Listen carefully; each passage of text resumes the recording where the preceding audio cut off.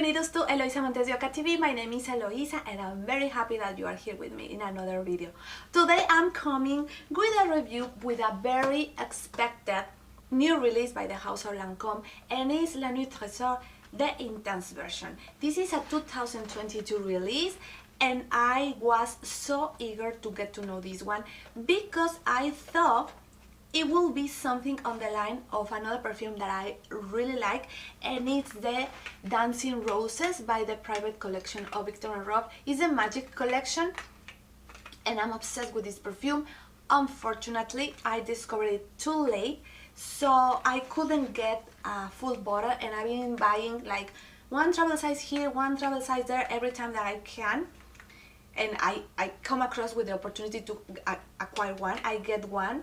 So I already got 5, but it's not so easy to get, but it's very pretty.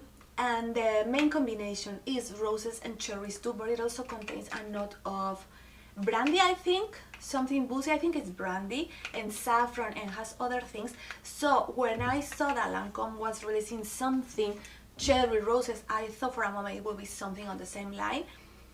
Nothing alike, but I'm very happy that I got this one because it's beautiful by itself. And a spoiler alert, I love it. I love it so much, and I will tell you everything about it. So I got the 1.7 fluid ounce box. Is beautiful. It's like a metallic red there, and I love that Lancome always put the title. I wish they put more stuff, but they always put the title in braille, so the people that cannot see, they can read it through there.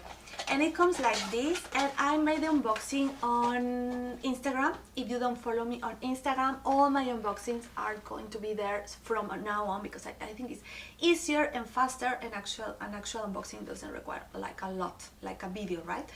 So it's here, and it's a very simple composition. Apparently they declare only 5 notes, and it's rose on the opening, then cherries on the heart, then vanilla and almond milk, and woodsy notes on the dry down. And I love it. I love it. As soon as you apply it, let me put it here, you have these Lancome roses. I feel like in the opening, like a little bit of tartness, like a tart rose. A very Lancome rose. It's not like a fresh cut rose. I feel this rose more on the mature side. Like definitely like a red rose comes to my mind, like velvety red rose, deep red rose. Like every time that I smell something in Lancome that contains roses, I always say that Lancome has a very distinctive way to work the rose. And for me, the Lancome roses are like cloudy, like very cloudy, like they invade everything, like a very, I don't want to say powdery because it doesn't remind anything like makeup or anything like that, but like dusty, like a dusty rose, and I love it. Then the cherry, I feel the opening more like cherries and roses, like a syrup, like kind of grenadine, but with roses and cherries. Definitely cherry is very there. It's a very protagonic and outstanding note, which I adore. It's a very well done cherry. It's not like a medicinal, it's not cough syrup cherry.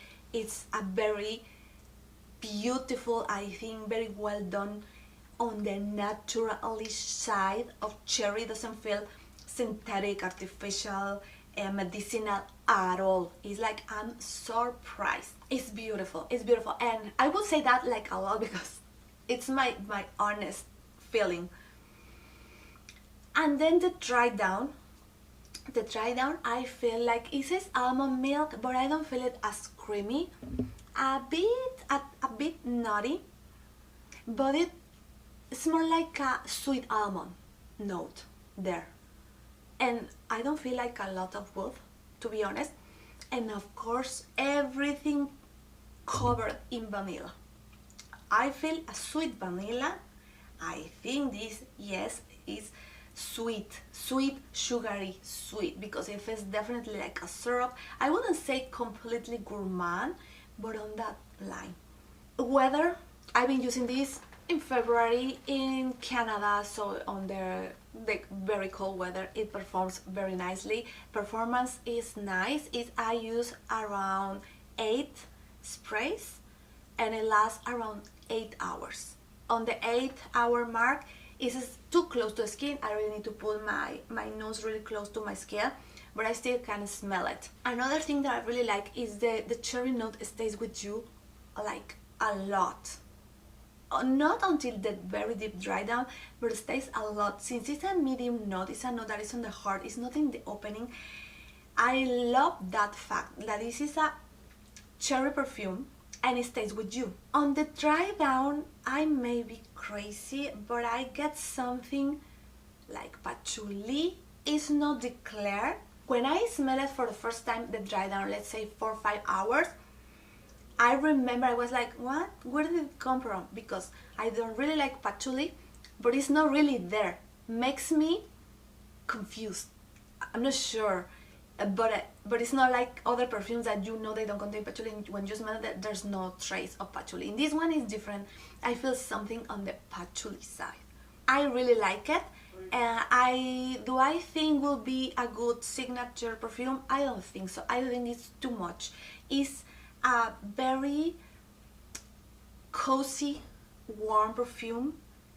I find it like lots of body. It's like a very body perfume, like has a lot of, it's not heavy, but it's like, you know what I mean, like body. It has substance, it has body. It's like, I think for as a signature perfume it could be so much, it could be too much. I don't like for that. I don't like it for that one. I don't like it for work environment, like an office or something. I think it's too much. I think this is a very sensual perfume, so I don't think you want to go to the office smelling like this.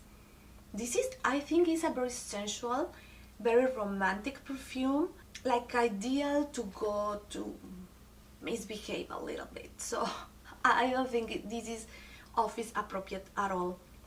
The message that it transmits is more on the sensual side, not sexy, but very sensual, and I really like it. Cold weather, gifting purposes. That's always a tricky question, but I don't see anything. At least that the person really hates rose, cherry, and vanilla, which are the main notes, and probably the almond. Almond is a sweet, almond is beautiful. At least that the person really openly hates those notes. I don't think anybody could say, I don't like this one. I don't find it like particularly artificial or syrupy or cough syrup or medicinal or anything like that. So I think this is a beautiful gift for pretty much everybody, at least that they hate those notes, of course. What else? The weather, I already told you about that. It's like beautiful syrup combination, syrupy combination of roses and cherries and sweet almonds, vanilla. Develops beautiful on the skin. I wear usually around 8 sprays, 8 hours. Cold weather, nighttime use. I don't find it like very daytime perfume. I think again it's like a mysterious perfume. It's like a mysterious cherry. Definitely more on the mature side. I will say I don't believe in age for perfumes or for anything. If you own it, you can wear it when you want.